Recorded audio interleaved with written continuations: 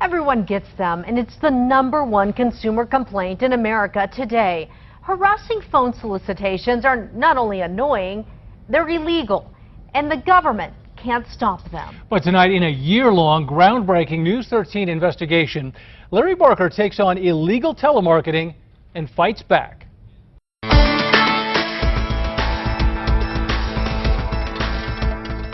The vast majority of them, they're jerks. They're horrible people. People have to just fight back. It's scary. It's gotten to the point where it's dangerous to answer your phone. It's a daily barrage of aggravating phone calls by an army of anonymous peddlers.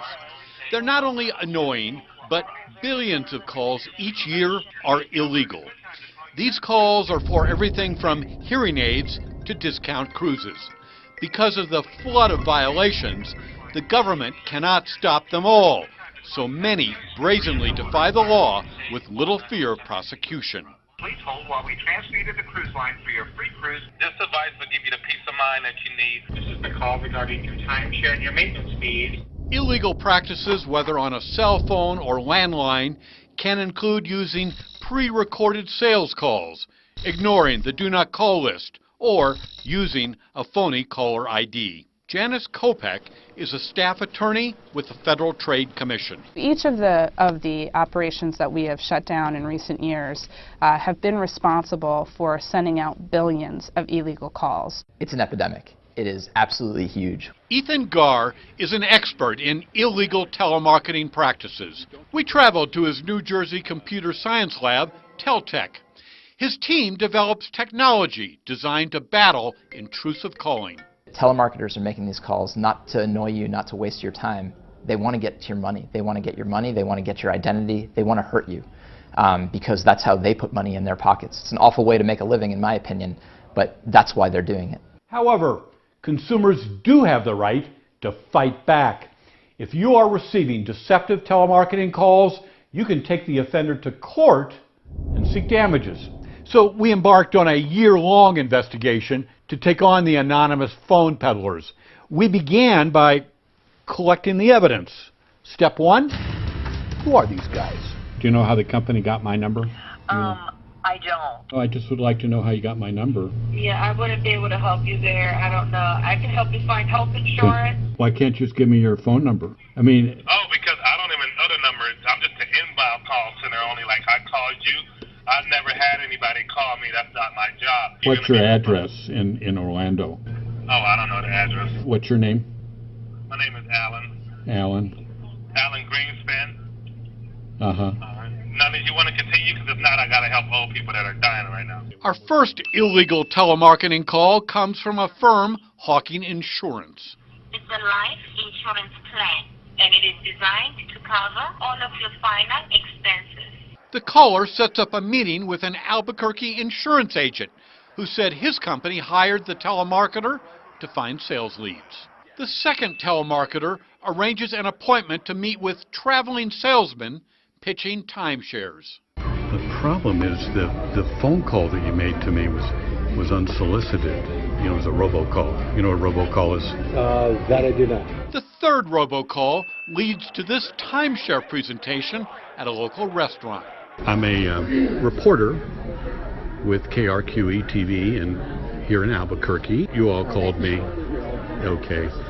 And the problem was that my phone is on the do not call list, and it was an unsolicited sales call. Did you let the marketer know that at that time? Well, the problem is that you can't make unsolicited robo-sales calls. It takes us a year to investigate the backgrounds of all those phone solicitors. We were able to document the identity of nearly a dozen illegal telemarketers peddling everything from solar panels to vacation packages.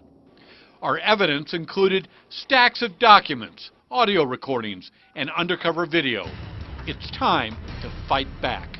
We took our research to Santa Fe attorney Sid Childress, who specializes in taking on illegal telemarketers. I'm not in the business of asking people to apologize. I'm in the business of making people accept responsibility by paying what they owe. I think the only thing that would stop them would be to hit their pocketbook. I mean, that seems to be what they understand. Using the evidence uncovered in our investigation, we filed nearly a dozen lawsuits in Albuquerque's state district court. Our complaints allege violations of the federal Telephone Consumer Protection Act and the New Mexico Unfair Practices Act. We asked a judge to impose monetary damages. I think the goal for me as the attorney is that people accept some responsibility for illegal phone calls. I mean, if they're not going to stop the phone calls, if they're not going to stop doing business that way, I guess the goal is to make them accept responsibility under the statute, which is pay money. Two telemarketers, Higher Response Marketing and Golden Ticket Getaways, ignored our complaints.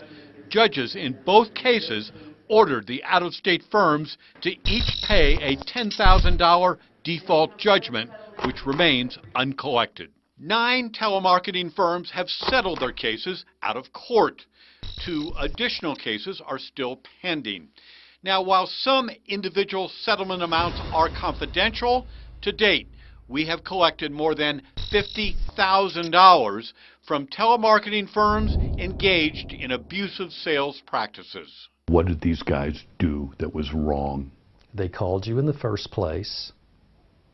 They used machines to call you, auto dialers and pre-recorded messages. Plenty of them used these fake caller ID numbers, and then when you answered, they wouldn't identify themselves. Our investigation concludes with telemarketing firms paying us tens of thousands of dollars to settle our lawsuits. But it's not about the money. It's about holding illegal telemarketers accountable for their actions. Now, all of the settlement funds that we collected will be donated to charitable and nonprofit organizations. Your experience, what does it take for a telemarketer to get it? Stop harassing consumers. They have to be sued and be made to pay money. What's the message that the lawsuits I filed sent to the telemarketing industry? Do not call Larry Barker. Larry Barker, KRQE, News 13. Wow. Well, not everyone can hire attorneys and file lawsuits, so how can you defend yourself from the daily barrage of illegal telemarketing calls? News 13 spent the last year investigating how consumers can protect themselves from this onslaught. Tomorrow night, Larry talks to the experts.